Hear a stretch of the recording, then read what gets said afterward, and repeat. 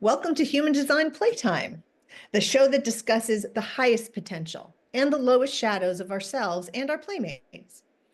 We use ourselves as examples and take some bold liberties to discuss public figures, even the celebrities we love to hate. Bring your open mind and a sense of humor. Who knows? We may be talking about you. Welcome back to Human Design Playtime. Today we are going to discuss Taylor Swift. So I wanted to wear her favorite team. I know that the Eagles is also one of her favorites, but I would say since her boyfriend plays for the Kansas City Chiefs, I decided to sport that today. Very nice. Very nice. Now, neither of us know Taylor Swift. She's not our client. She's not our friend. We wish we could know her. And we also don't know her exact birth time, but we think we do. We're pretty close because a lot of the world is obsessed with her. So they're all talking about her. So it's really easier to find her birth time than Kelce's birth time. Will you say anything about what you found for his birth time? Yes. So I did not find a birth time for Travis Kelce. So I looked at his chart for different times of the day, and it's really interesting. This is one of the things that we talk about why the birth time is so important, because he, at one time of the day, he is an evaluator. The next time of the day, he is a builder. And then after that, he is an advisor. So actually, he started as an advisor that day that he was born. It was like advisor until around 4 a.m. Then evaluator from about 4 a.m. to 10 a.m. And then a builder from like 10 to 3:20. And then after that was an advisor again. But it was really kind of fascinating. It really does. It's a great reminder that having the accurate time does matter.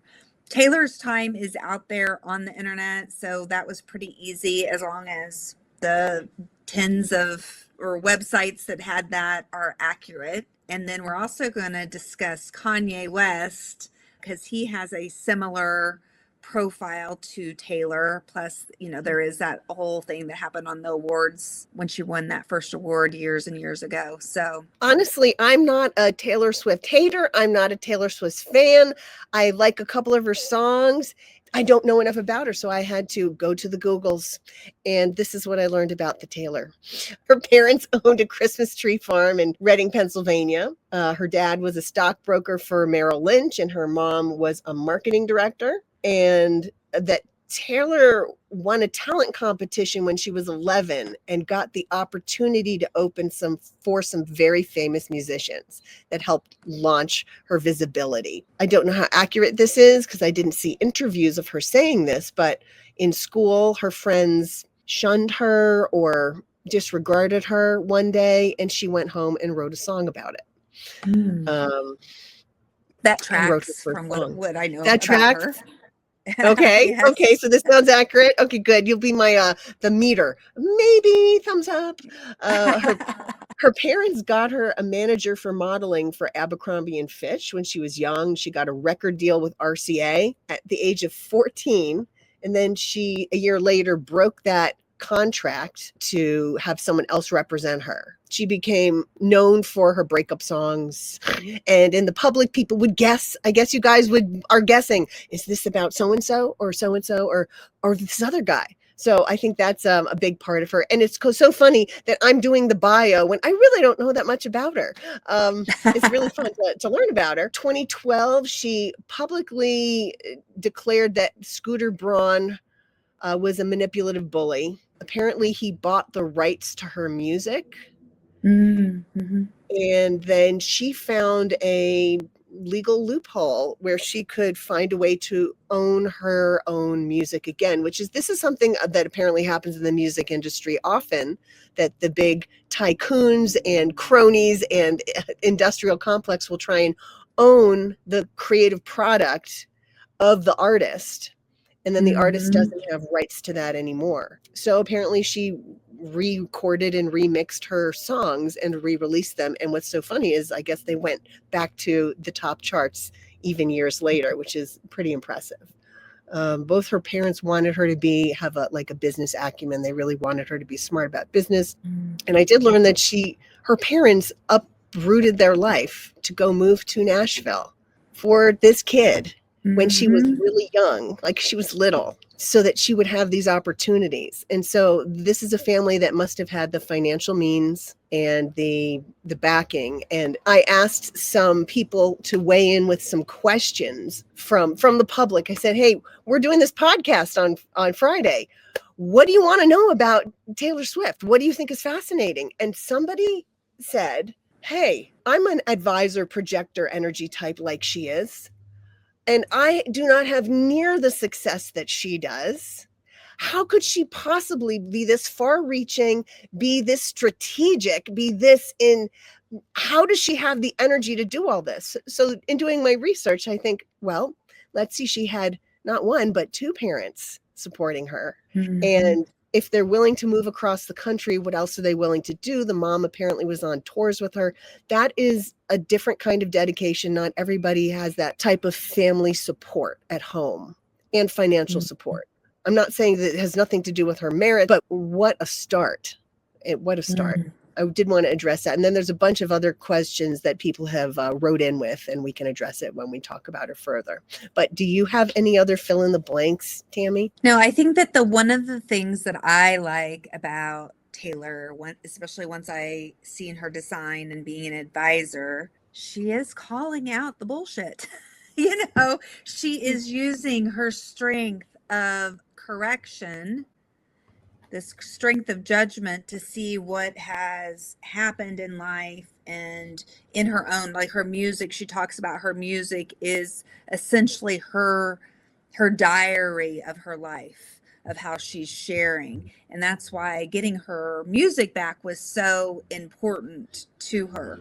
So I thought that it was really cool, like listening to some of the interviews and her talking about it when her music was sold to Scooter, that she decided to re-record that. That was totally against anybody's advice, right? That was her trusting her instincts so that she could to own her own music rights. And I thought that was really cool. Like, that's her strategy, right? Recognition and invitation and trusting her instincts is her decision-making strategy. As far as the question about how she is so successful, when I look at her design, she has this design, this strength here, which is kind of the sales and marketing and the alertness to the right timing. And that is also a big part of her, what's called her life purpose, which I pulled in here, which is confrontation. Her life work theme is confrontation. And so with grace and a sense of personal justice, she confronts authority to institute her own rulership. Powerful ego forces reluctance to change. And so I hear about in her music lots of her talking about the changes that need to happen. So I thought that was really interesting. The other thing that is kind of cool about her work life theme is that transpersonal focus. So there's different focuses. Like, I have a personal focus in my life. I think that you have a personal focus. Then there's like a steadfast focus, and then transpersonal. So transpersonal people, they fulfill their purpose with other people. They're not here to fulfill it just on their own. So influencing, helping, leading others. They have more of a conscious awareness of people in the world that are right for them. So I thought that was pretty cool. And then it's fulfilled through transformation, changing, growing, transforming things. Those are great insights. Yeah. With that, she has the 5-1 profile. Is that right? Yes. Wow. Yeah. And so she's made to be in the public for periods of time and then needs to be reclusive, which is certainly part of her story. That's some of the little things I've known about her from over the years, of like, she likes to be at home with her cats and her mom, like, yes. And I'm happy and content. And yes, I'll go out and be, a superstar, and then I'm going to be in my pajamas. Thank you. So I can relate to that as a 5. Yeah, I bet. And I see that in her story. I definitely see that. And I'm glad you brought up the 2644, the transitoriness, the marketing person. I want to read a little blurb from the site. It's the art of creative enterprise. It's someone who can be alert to the changing markets and economic situation. Now, she and Kanye West have the same channel. This is the channel they have in common. And at the root of this lies a deep instinct for what is essential for our survival and well-being, and for what keeps the communities thriving. So this is a tribal channel, which I sometimes forget because of the placement of that line, but it is a tribal channel. I thought that was pretty neat. And because she's a projector and also Kanye's a projector or an advisor, they wait to be recognized for their talents.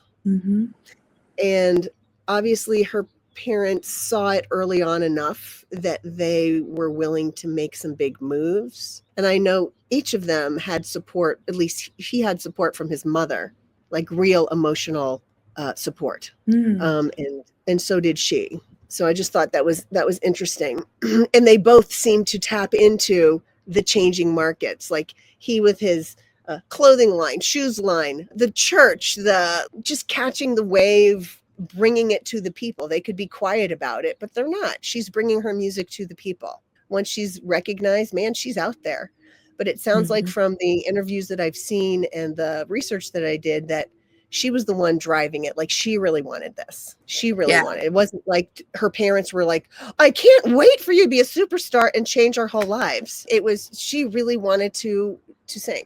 I think that some of her pieces in her design, like the open communication and action, the open throat, the ranges, how she can change her voice, she can do country and she can do pop, and she has this big range of that. That is something that is very, she's got more of an inconsistent voice than you and I have, but it's really cool to look at that in her design. And I've heard an interview where she talks about, oh, you think that I'm dating too much, in my 20s? Let me change that. Oh, do you think that I'm, you don't like this about me? Okay, I'm going to change that. That's her open identity, trying to figure out who she is and switching things because she thinks that that's right. Maybe with the emotions too, this is the people pleasing here. Let me change this for you. Let me stuff down who I am. But I think that fluid identity of her always changing her music, let me shift to this, let me do this, could also come from that function. That's an interesting idea. I never thought of that. I don't know enough about her music. I do know that in some of her lyrics, she kind of calls out. She can criticize people who criticize her and her music, which is, what rappers do with each other. You call each other out all the time. And those two channels on the bottom, you mentioned already the channel of judgment. And then there's also the channel of struggle, or do you call it the game player? What do you call it? No, it is the struggle or tenaciousness in the business terms. Yeah, it's the game player comes together with a fighter to create the strength of struggle or tenaciousness. And the struggle, not with the purpose of struggling, it's just a struggle to find purpose. So they're built to handle struggle where they find their purpose in life. I don't have that channel defined. Doesn't mean people who don't have it defined doesn't mean they don't struggle to find purpose. But those people who have it defined, it's part of their theme. It's just part of their theme. And you'll probably hear it in their language, in their music. That open energy resource, the open sacral, which is the second box from the bottom. Taylor and Kanye, neither of them have it. I don't have it either.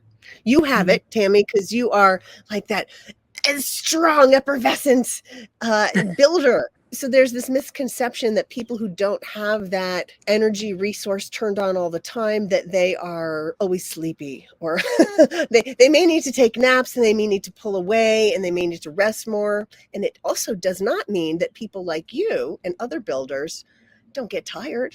They don't need to rest. There is this wisdom that comes with the openness to see where other people are scrambling around incorrectly, and feeling the huge energy from 70% of the world is defined here. And those of us that don't have it defined, we can feel it, and it can be tiring. It's energizing up to a point like that. What's a funny phrase of oh, dancing with the gorilla is lots of fun until you want to go sit down and he's not done with you yet. Like, okay, what, like, how long is this going to last? Like, when can I rest? So, and one of the questions was like, how can Taylor Swift have enough energy to do these 3.5-hour performances and have the foresight to do these huge planned events? My response to that would be, she has the alone time she needs. Like, she doesn't speak before or after a performance to save her voice. I'm sure she has separate rooms where she can be alone or not. When you have the right infrastructure, non-energy types or non-sacral types can really thrive and avoid burnout with the right structure. Yes. What do you think? I think the elaborate performances that she does, I think that comes from up at the top, her open inspiration, open conceptualization. She also has the 7, which is about planning. So she takes in like inspiration and then is able to really amplify it and be like, oh, and we could do this and we could do this. And then she has the money to be able to do all of those things, which also helps with that. She's got the 1, so she can then implement her plan that she's envisioning out. But I think that a lot of that creativity comes from, the openness, maybe seeing and hearing, what other people have done, and then taking that and putting her own twist, her own vision into the elaborativeness of it. I think it's really cool too how she's had that poetry album. She went to Netflix to learn how to really put on a performance. That's cool. I thought that was really interesting. I just learned that this last week. One writer says, I'm also a projector that has been falling apart physically for years, and she is running around like a manifesting generator. So, and again, I think it's the support.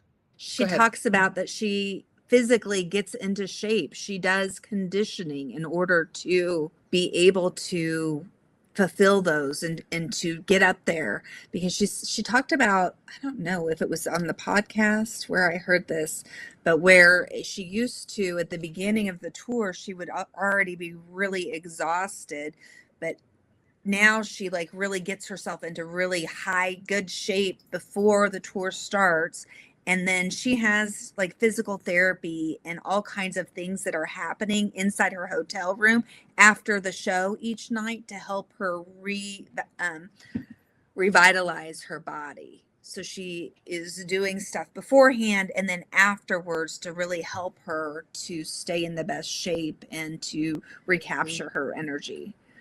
And I heard her, it was interesting because she actually wrote 2 albums while she was on tour. And so she's performing, and then she would perform for 3 days in a city, and then she would have 3 days off. And during that off time, she would be writing new music. So I think that that's really an exception. And if you think about her core essence, the 26, this is about being the best. The 26 feels like they need to be the best. So for her, she's honing in her game and becoming, the best, singer songwriter, of her time, at least. I've heard a lot of people, just because of the diversity of her music. Thank you for that. I have a question for you. This is from someone in Baton Rouge. She says, her strength of strategy and comeback has been epic to watch. Where is that steadfastness and long game creativity from? Long game creativity. Game creativity. That's the vision of a projector. The projector or the advisor, they have a strength of seeing patterns and systems. They can narrow down and focus on just one thing, but they see everything when they're in their best. So I think that is one place. Do you have any other ideas? I would say too, she has a lot of empowerment, right? she's got 8 traits or empowerment, and that's strength. The 38 is about empowerment, but also like a big part of her design is she's got 9 traits that are in sharing logic. So she's logically like how things should be laid out. And then I come back to the planning. Like it's planning, being able to really lay out that plan to take action for her tribe. That's great. Yeah. And again, someone with the means can hire people to actually do the physical work, who want to do the physical work of creating the vision. Both her and both Kanye. I mean, neither of them could possibly do every single aspect of these types of businesses alone. Right. An advisor in their healthiest state is really someone who will allow someone else to be their best and help guide them if they need it. And if they don't, they don't. But really, it's like a beautiful art of helping others express the best in themselves and then delegating off to the races. And a healthy advisor and a healthy projector will go, I don't have to do everything. Other people can do these aspects. I can do what I do. So that's the advice for so many of what they call in human design, like specialists, like manifestors or advisors, evaluators, like allow other people to do what they need to do and then ask for the right help. Know what you're supposed to do. And then go take a nap and then come back to us. Yeah. And I think that's great advice for anybody. It doesn't you don't have to be an advisor or a evaluator or an initiator. Like even builders, we all need to like figure out how to be in our zone of genius and then find the people to help us, not be like we're moving into this more individual era, but it's also a time of intimacy, of collaboration, so finding people that you can collaborate with that bring different strengths that you don't have, and then co-create something that's just better than what you could do on your own. And I think that it's such a different time than when we've been in this codependent society where we're doing things and we're losing ourselves. I think now we're moving into a time where we're pulling stuff together with other people, and each person is still keeping their uniqueness, their individuality, but they're recognizing it in the other person, right? Like recognizing in Taylor, I recognize in your beautiful strengths of as a manifester or initiator, but your 2 strengths are about advisor. They're advisor strengths, but you have that connection to the throat that so you can speak your identity, speak your willpower. So Neat. Thank it you. just went on a tangent. This is, hey, one thing leads to another thing. I mean, and thank you for last month, Tammy. You reminded me, hey, Janet, when speaking with a generator, ask me yes or no questions. And this is what I teach in real life. I teach my clients, you want the best out of a generator? Ask them a yes or a no question. Ask them a question that will yield or force them into a yes, no, or I'm not sure. Like open-ended questions. Oh, that's fun for like playing in the mind. But for an answer or a decision, something with a yes or a no. So today I'm being much more thoughtful, like, okay, would you like to talk about this, Tammy? Question mark. Yes or no. Instead of, hey, what should we do? What should we do? Don't say that. I'm working on that. And I'm one of my clients here in Colorado is a generator. So I spent 2 hours last night trying to refine my speech to yield yes or no questions. And man, is that hard for me. It's hard because I want to just make statements and just leave it at that. I want to put on a presentation, answer some questions back and forth. And I love open-ended questions, but I realize not everyone else does. Yeah. Thank you. Important. That's my tangent. How's that? I love it. I love it. Did you have more questions that you wanted to ask about Taylor, or do you want to move on to talking about Kanye. Let's move on to Kanye. Let's go to Kanye. But before we go, let's have the people look at Taylor's chart and see the brown triangle on the side and the red triangle in the middle. And that connection between the two is what we're going to be talking about again, because Kanye has the exact same thing. However, Kanye does not have those two bottom lines. We call them strengths or channels. Before we go, or that's okay. Taylor has two motors and one awareness center defined. Mm-hmm. And Kanye has one motor and one awareness center. So he has one less motor, which means he has one more area of openness and potential for wisdom with some pain along the way. Those people who have a lot of those open white color centers or white channels have a lot more potential for incredible wisdom and mastery.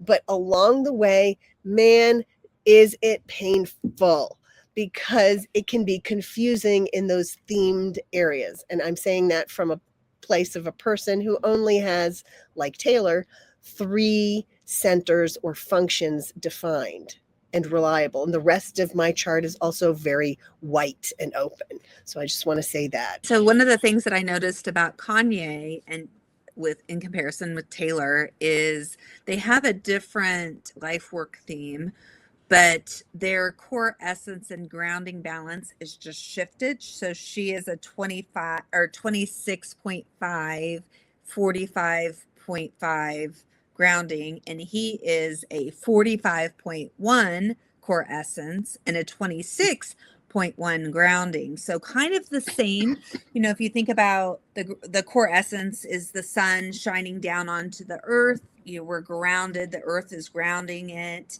That's kind of how we are. They kind of work together.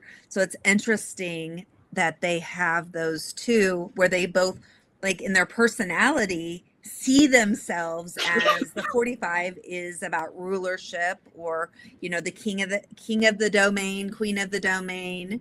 And then the 26 is that sales and marketing trait. And he has it all conscious, meaning the black line. He's aware of that in himself. I'm not sure if Taylor had red and black. Red meets the black on Taylor. That's what I thought. So she's not as aware of it, but it is still a huge part of it. I know way more about Kanye's life than I do about Taylor's. When he talks about he knows himself. He knows his capacity. He knows what he can reach, and he knows what he should do. And there's you're going to hear a lot of what people say is arrogance, connected to that red triangle ego center. You can actually hear it from both of them. I can hear it in both of them when I've heard them. And that's not a bad thing. That I'm not judging at all. I have the little red triangle. Oh, well. To hear somebody with the little red triangles speak and how they more naturally have confidence, and it's more of an embodied confidence than it is, someone like myself could come across as an amplified confidence at different times, amplified willpower, because if I'm feeling your willpower, I might distort it. I might amplify it, or, become a little stronger, Yes. Like, go team. Yeah, you'll catch our confidence and excitement and our passion and our drive. And also, because you have it open, this is what they say, Tammy, is it true? With an open heart center like you have, can you see who is worthy of keeping their promises, their delivery, their passion? Are they being their authentic selves, or are they just full of hot air? Like, yes. When you have openness, you can see somebody else. So the answer for you is yes? Yes, I can definitely see that in people. Mm-hmm. The openness also a little bit works with my intuition, me having that defined in survival instincts, intuition, and it's kind of reaching for the willpower. Is I can see if somebody has like an amplified worth of their feeling of like wanting to be the best. Yeah. I want to talk a little bit about Kanye. He does have one less motor. And I do know in his younger years, he was sought after because he focused. So you know what they say about projectors and advisors? If you're waiting to get recognized, noticed, and invited, don't just sit there eating bonbons on the couch. Go do what fascinates you. Go do what you're drawn to do. And that's what both of them did. That's what Taylor, she was songwriting, singing, and same thing with Kanye West. Poetry, songwriting, art.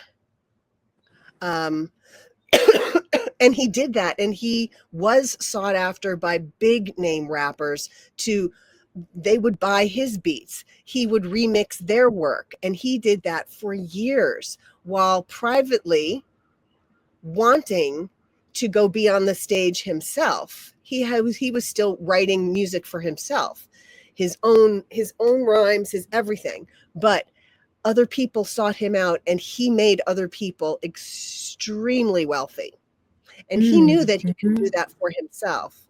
And I know there's so much criticism of him, but he knew what he's capable. I love his music. I love his music so much. I think it's great. Like, he had so much belief in himself that, like, there was a documentary being made when he was a nobody, knowing that he would be a somebody. That's how long that traced. Like, he knew. And he had the support of his mother as well. And I mean, like, real intellectual support and emotional support. So I want to put that out there as a being for both of them who has so much openness, being exposed to so much, and honestly really wanting to do everything. I know how hard that can be. But imagine how wonderful it is for them to actually fulfill what their successful dreams are with the right backing and the right direction. I think it's great for both of them, really. Do you see anything on the chart that you want to talk about? I think the show kind of his difference of his life work theme. So even though they both had, those two traits that are the same but flipped in their conscious core essence and grounding, that his work life theme is about rulership. And he does have that personal focus. So he's here to know himself, do research, exploring, facing his own personal challenges.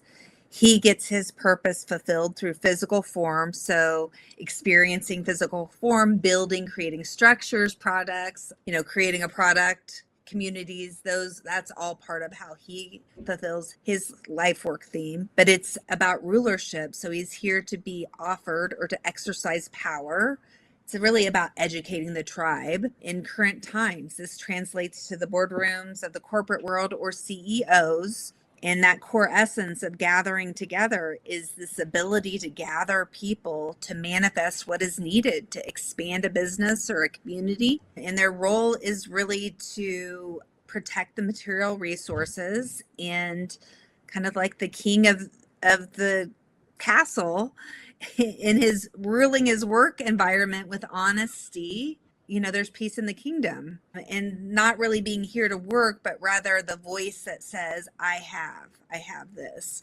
So having that along with that sales and marketing strength, really the whole strength, the alertness to the right time, and then the sales and marketing. And then unconsciously, he has that trait 22 out of the emotional intelligence, which is about openness or grace. And unconsciously, the 47, which is in the conceptualization, which is this, realization. And I think that we hear a lot of that realization from him. I thought it was really interesting when you put them together, so when two people come together, one person has one aura, another person has another aura, they come together, they're creating a third energy. So this is what Kanye and Taylor's energy looks like when they come together. They have several electromagnetic connections. You were looking at their sun earth, which is like 70-80% of their personality. Undefined centers, like in undefined functions. Like the fabulousness about somebody is not turned on all the time. So it's inconsistent. It's very dependent on the day, on the who you're with. And some people have their 70% of themselves accessible and available to themselves all of the days of the year. But someone like Kanye does not. And me neither. It's very dependent on who we're around, who brings it out in us. And like what you're doing right now, Tammy, putting two charts together. Oh, this is what one person does for the other. They will connect them in this way and light it up for them. Although that, interaction on the stage, that doesn't count. Should they ever want to collaborate, they would probably have a lot more success if it was a decision where they plan it instead of hey, I'm gonna jump up on stage thing. But yeah, probably not the way to go. But yeah, I think it's interesting that their designs again are fairly similar. But whenever they do come together, if they did come together, they actually define 4 additional functions. And one being the emotional piece, so together they come together with this kind of jack of all trades trait or strength, the 36 to the 35. So I think that I just thought that was kind of interesting too. Energy resource, the sacral center is turned on. Mm-hmm. They could be a fantastic workhorse. Well, it's interesting because those 2 traits that come together, what is this? This is about birds. Can you hear the birds? Can you hear the birds? Do you want me to go inside? I'll go inside. You're okay. It's fine. Okay. I'm in Colorado. It reminds me of when I'm outside and the chickens. So this is about routines, and then the 15 is actually kind of the opposite. So so Kanye needs more rhythms? of a routine. Rhythms and routines. It's rhythms. Than Taylor does, because they're opposites. So it's interesting when those 2 traits come together. Really, the person needs a routine, but then they also sometimes need a little variety in their routine. So I think that that's an interesting strength for sure. Mm-hmm. Yeah, I just think it's neat that they have this 2644 in common, and that his is black line, which means it is a conscious line. It means he's aware of it. And I can hear it in the interviews. And when you mentioned that he has the 45 coming off the open throat, which is leading towards the heart, you can hear his rulership. I mean, he has been criticized up and down for being not just arrogant, but as if he's a king, or as if he's, he's made those comments of I am God. You know what? If you talk to a Buddhist, they're going to tell you the same thing. But, but he really, you can see this in his chart, and you can see it in his behavior. I have just tracked his career more than I have tracked Taylor's. So I have not seen as many interviews with her as I have with Kanye. But I would be the opposite. You'd be the opposite. So this is perfect. I actually went down the rabbit hole a couple of years ago on YouTube because I had started writing music and I started writing poetry, and my poetry is very rhythmic. DMX had just died, and DMX, I was never a big fan of DMX, but I was like, oh yeah, what are some of his old songs, DMX? And then I was like, oh yeah, I remember Eminem, he was fun. I was like, Kanye, oh yeah. So then I just went into it, and I watched the documentaries and listened to more of his music. And also, I didn't plan to talk about this, but some people will know what I'm saying of Kanye has been accused of falling into the sunken place, the place where he has succumbed to someone else's view of himself and used him. So there's always a risk when advisors are with builders, how much openness he has, which he can be conditioned by someone else. So I threw this slide in there, which is from our school, just for people to kind of know, because they both had so much openness. I thought that it was really interesting to just share and maybe talk a little bit about one of the things that Kanye and Taylor would both struggle with, but also they're here to have their most wisdom, would be around this inspiration is inconsistent. So it can be losing focus or feeling mentally scattered. The communication and action, trying to be a star. I think that I see that more with, I would say that in my opinion, whenever Kanye came up and took the microphone away, that could be a, undefined throat right there, kind of trying to be the star, taking over, doing things kind of out of turn. That can happen when you're in the not healthy expression of that trait, because he don't need to take over the microphone from somebody else. He is already a star. His voice is already heard by others. He was speaking for someone else. He wasn't saying, "Hey, I want the award." He was saying, "Hey, it should go to Beyonce." Yeah. But it's still him trying to be a star, him taking it over. In my opinion, it's still him speaking out of turn, really. For sure out of turn, like not scripted, no, and not culturally acceptable at all either. Yeah, totally. But also the whole identity and direction, lack of direction, role confusion, always searching and seeking. They're really designed to trust and guide others on their identity, their direction, and working in locations that feel good to them. So if they go into a restaurant or, a place, if they meet somebody and the person doesn't feel good, the restaurant doesn't feel good, they should leave. That's not the place for them. I would be interested in seeing, like, touring all over the country, how that comes in with an open identity. If you go there one day and it's like, and you feel if it feels off, how that works. Yeah, this is a challenge for the open identity center, right in the center of who am I? Where should I be? Where should I be to discover who I am? Do I feel okay? If I don't feel okay here, I won't have good interactions. I just won't. And that open throat, it's a big deal. It's a big deal for people who want to get heard. Not only are both of them projectors advisors, which means they need to wait for the invitation and wait for the right timing, but it's this huge energy moving to the throat, but there's no way to get there.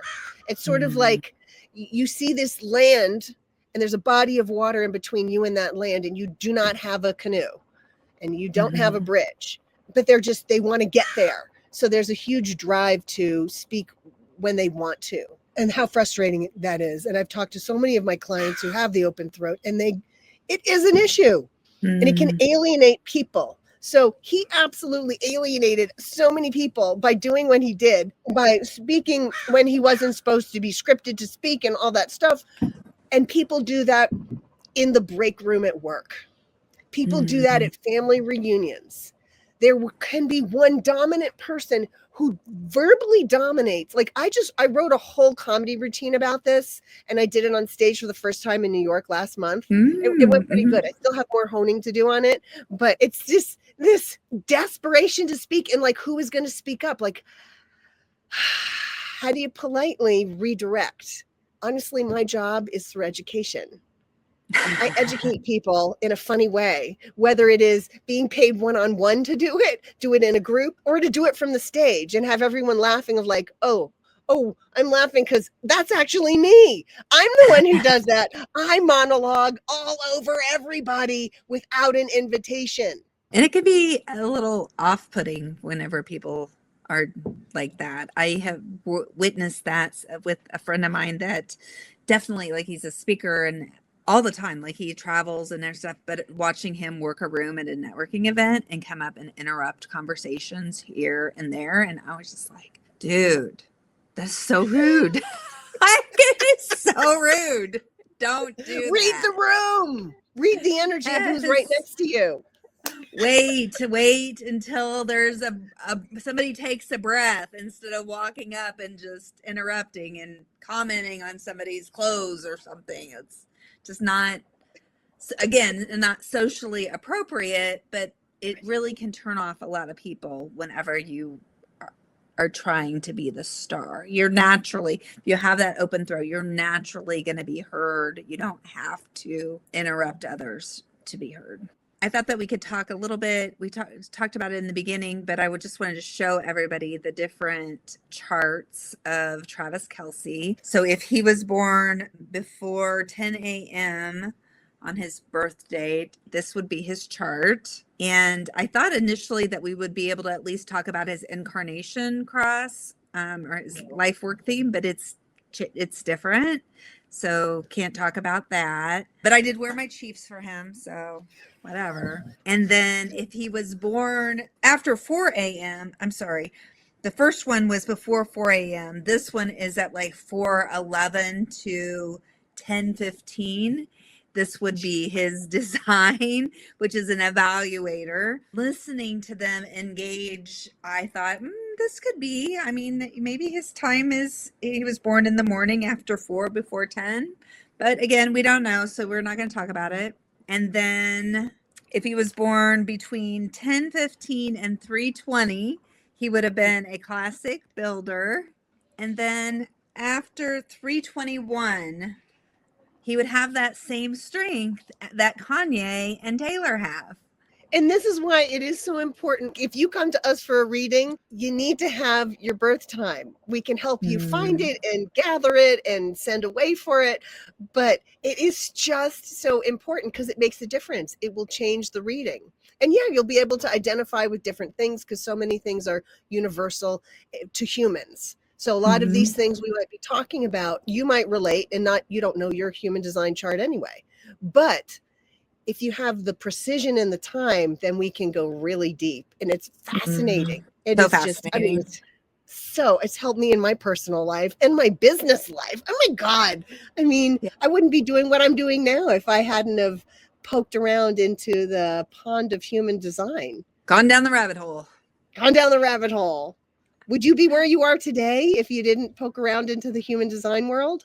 No, I would probably still be doing mortgages. I don't know, because I wasn't figuring out this whole coaching thing for a long time. And then 6 years ago, when human design found me, I've obsessively studied since then. And it's fun to have an obsession that doesn't hurt. I mean, it's not heroin or anything. Like, right? You won't lose your house and sell your car. It's great. No. I mean, it's so much fun. Sell my car to educate myself. I'm going to mortgage my house. I'm going to take a loan out. I do have that strength of the talent that's about the skills and the depth where I don't feel like I ever have enough depth and I got to keep learning. And so you never know. No, I'm just kidding. I would not do that. Right? Because you're always attracted to learning more. Yes. Yes. I think I have the other side of that, don't I? Yeah, you have the depth. Yeah. That's why I help you with the skills, the technology. Amen. We wouldn't be here because I can hardly push the buttons on the computer. Tammy does all the genius background work. This wouldn't happen with it. I can teach on Zoom. I teach on Zoom every single day. That's my extent of what I can do. So thank you for providing the skills. You are so welcome. Well, that was fun. Thanks for joining me today to share about Taylor Swift. I'm excited to continue. Let's start the season off, and we will talk to you guys again soon.